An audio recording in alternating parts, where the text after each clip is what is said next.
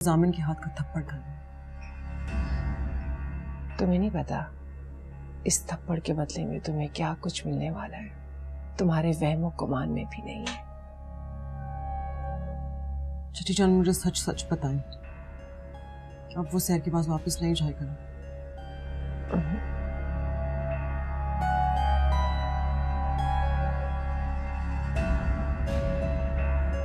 ताईजान से कुछ नहीं होगा, प्लीज आप रोएं।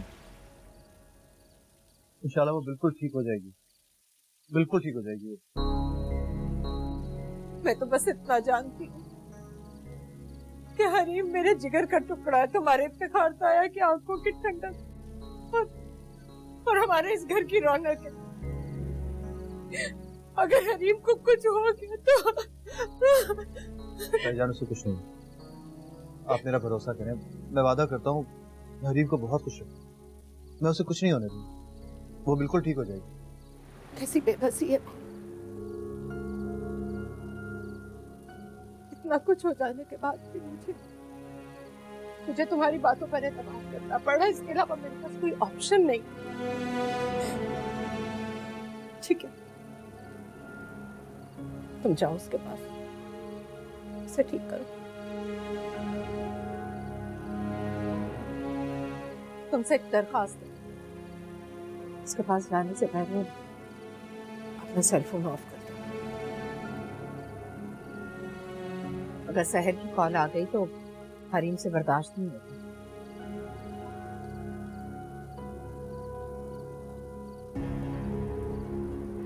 तुम्हारे कमरे में है हरीम।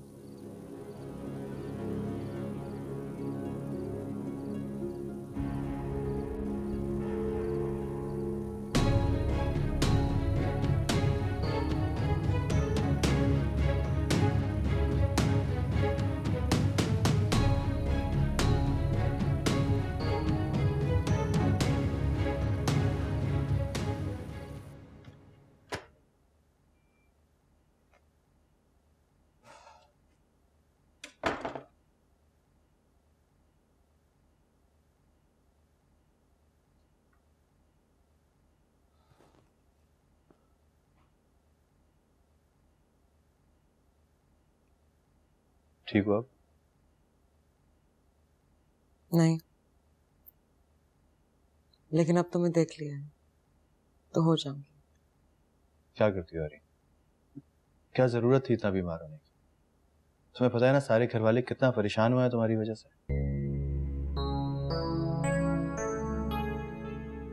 तुम्हें भी कर दिया क्या? ऑफ कोर्स, क्या मैं तुम्हारी बीमारी की वजह से परेशान नहीं हूँ? तुम क्यों परेशान हो? तुम तो मुझसे प्यार भी नहीं करते, मुझे छोड़ छोड़ के चले जाते हो, तो फिर तुम क्यों परेशान हो? बेकार की बातें ना करो और आराम से लेट जाओ। चलो। नहीं। क्यों? पहले मुझे बताओ कि तुम परेशान क्यों हो रहे हो?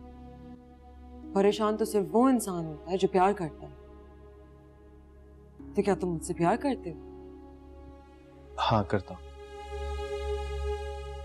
कितना करते हो?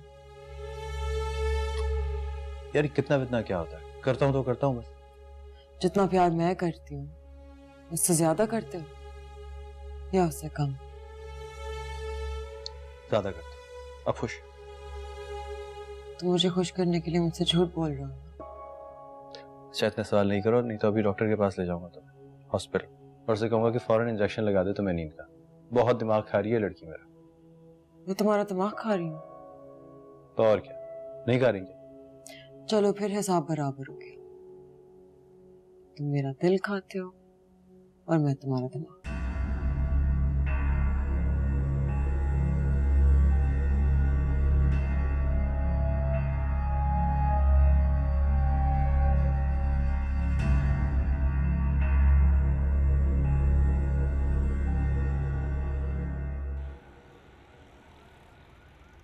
आप जामिन से कहिए कि जहां भी नौकरी कर रहा है वो छोड़कर वापस आए और आपके साथ दफ्तर जाए।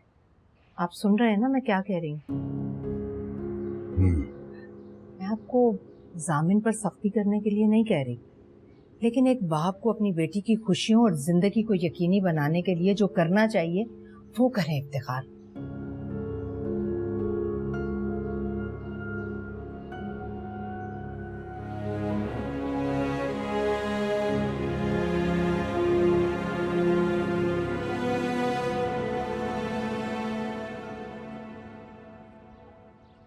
अच्छा लग रहा है तुम्हें नाश्ते की टेबल पर बैठा देखकर।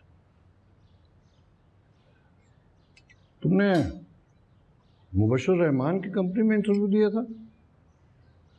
जी तुम्हें पता है ना वो हमारा बिजनेस राइवल है।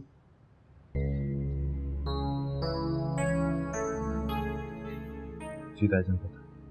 वो पहले भी हमारे कई आदमियों को तोड़कर अपनी कंपनी में लगा चुका है, लेकिन तुम मेरी फैमिली हो जामिन।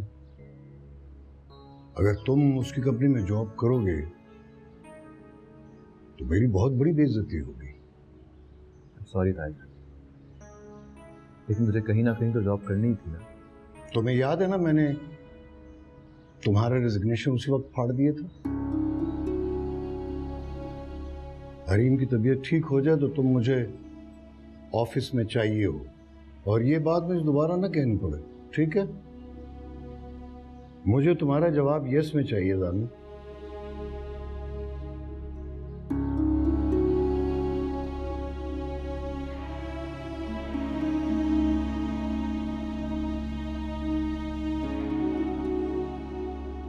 तुम्हें क्या हो गया? कुदरत तुम पर मेहरबानी करना चाहती है, घर बैठे तुम्हें नेमतों से नवाजना चाहती है, और तुम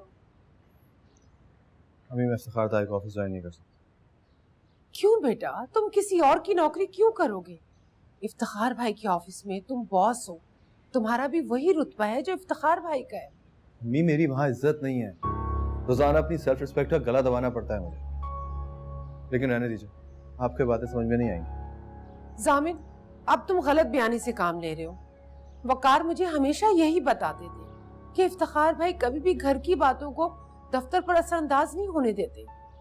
बेटा, वो तो तुम्हें खुद कह रहे हैं ना कि उन्हें ऑफिस में तुम्हारी जरूरत है, फिर तुम क्यों जिद बांध कर बैठ गए? मैं आपको नहीं समझा सकता। फिलहाल मुझे एक बहुत जरूरी काम से जाना है, वापस आके बात करते हैं।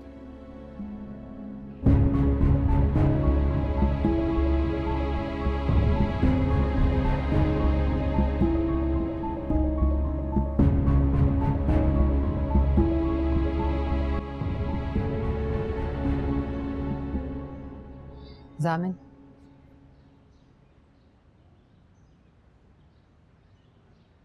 तुम मेरी वजह से घर छोड़कर गए थे ना, और नौकरी भी तुमने मेरी वजह से छोड़ी।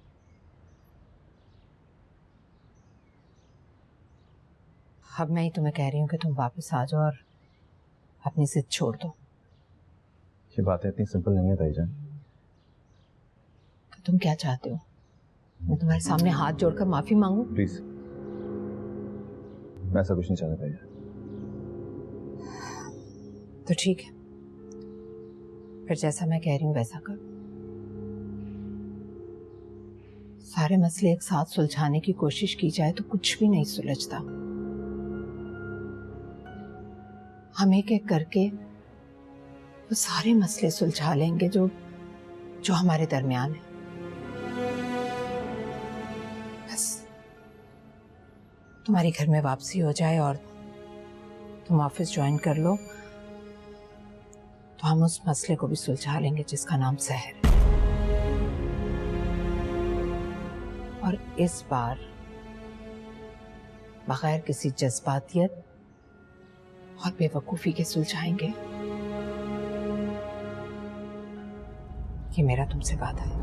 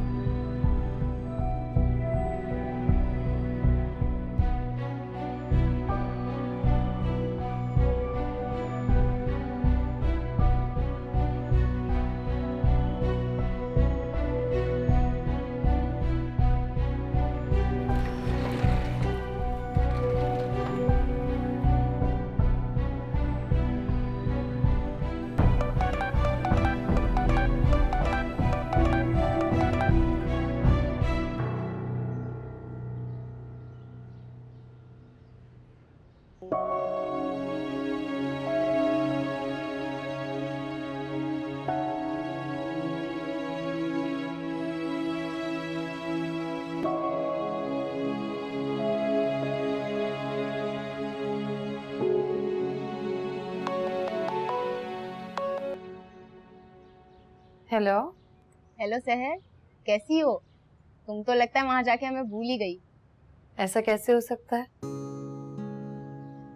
बिल्कुल ठीक हूँ। तुम बताओ कैसी हो? और खाला कैसी है? मैं ठीक हूँ। तुम्हारी खाला तुम्हारे बगैर बहुत उदास है, सुबह से तुम्हें याद कर रही हैं। अच्छा सुनो, मैंने अभी तुम्हें वो सारी तस्वीरें भेजी हैं जो मेरे मोबाइल पे थी, तुम्हें मिल गई ना? मिल गई, थैंक यू।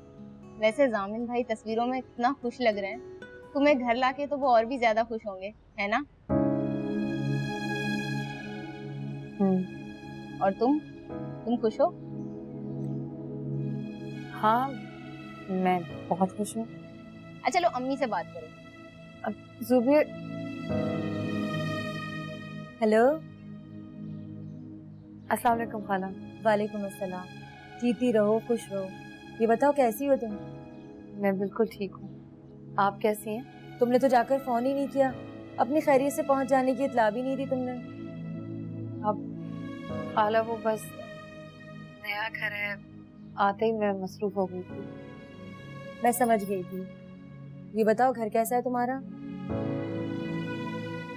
सब बहुत अच्छा है। जामिन कैसा है? मेरी उससे बात करवाओ। खाला वो जामिन कुछ जरूरी काम से बाहर गए हुए हैं, आएंगे तो मैं आपकी बात करवाऊंगी। खाला वो मैं आपको शाम में कॉल करूं? अभी मुझे कहीं जाना था। अच्छा चलो ठीक है, मैं इंतजार करूंगी। ख्याल रखना अपना। अल्लाह हाफिज। आप भी ख्याल रखें। अल्लाह हाफिज।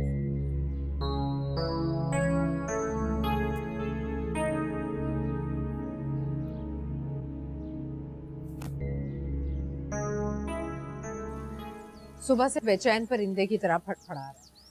ऐसा लग रहा है जैसे हमने उसे पिंजरे में कैद कर रखा है।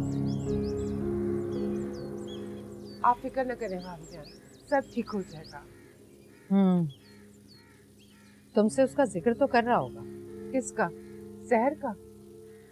कर रहा था रात को उसका जिक्र, लेकिन मैंने उसको चुप करवा दिया, ये कहकर कि इस वक्त उसका नाम भी मत लो। सारी तवज्जो और सारी मोहब्बत सिर्फ तुम हरीम को दो। थोड़ा वक्त तो लगेगा, लेकिन मुझे भी ऐसा लगता है कि एक ना एक दिन हम उसे तलाकनामे पर साइन करने के लिए कायल कर ही लेंगे, तभी जान छूटेगी उस जादूगरनी से। बड़ी बेगम साहिबा,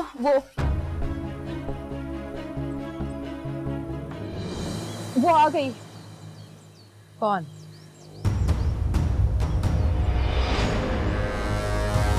तुम?